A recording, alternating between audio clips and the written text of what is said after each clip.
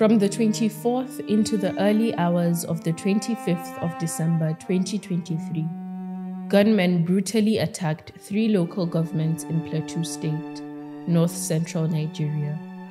Communities in Bokkos, Mangu and Barkin Ladi were disrupted. Shops and granaries were looted, houses were burnt to the ground, and lives were cut short. This vicious incident took about 195 lives and displaced over 20,000 people. The inhabitants of these local governments never imagined that evil will infiltrate their cheerful Christmas preparations.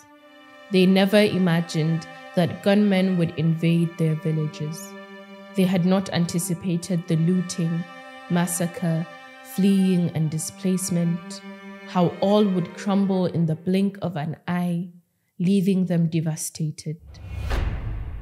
Welcome to Vestiges of Violence. Here, we talk about survivors. For Human Angle, I am Sabika. Ladi Isaac was out and about with her daughter in Tahori on Christmas Eve when they were alerted to run and hide in their homes.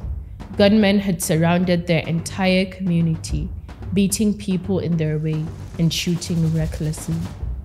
But even at home, they were not safe.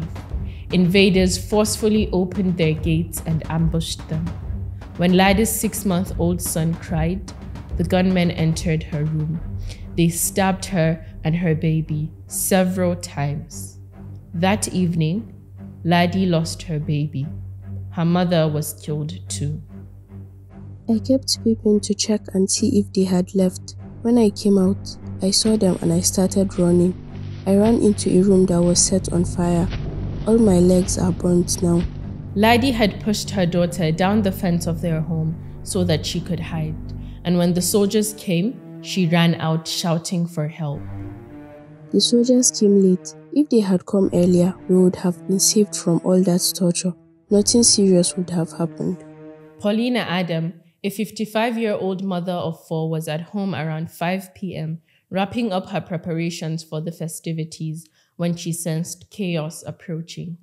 Before she could find out what was happening, gunshots rang out. She crawled out of her home and joined others frantically running, some even jumping into wells to hide. They continued to run until they reached a neighboring village where they eventually found a car that transported them to Barkin Ladi local government headquarters. That day, Paulina lost her uncle. They surrounded the whole village.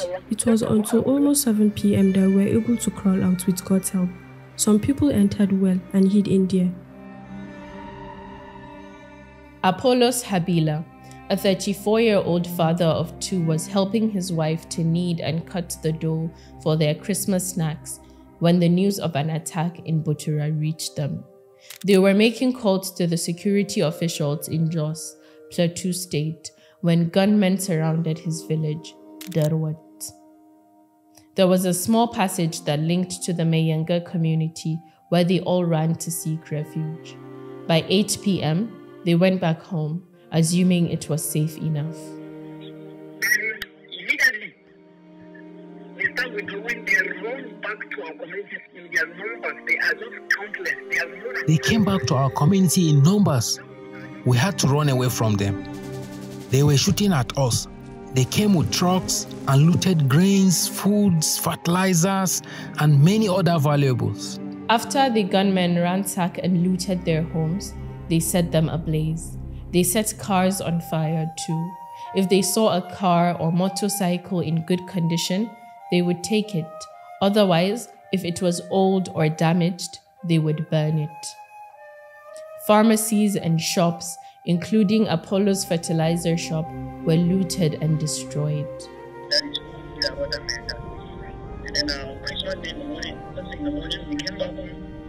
On the morning of Christmas, we came back to our houses still burning. We walked around the bush and we found 8 corpses in our community. These are the names and ages of the 8 people who were killed in Darwat that night. Tanko Damboi, 75.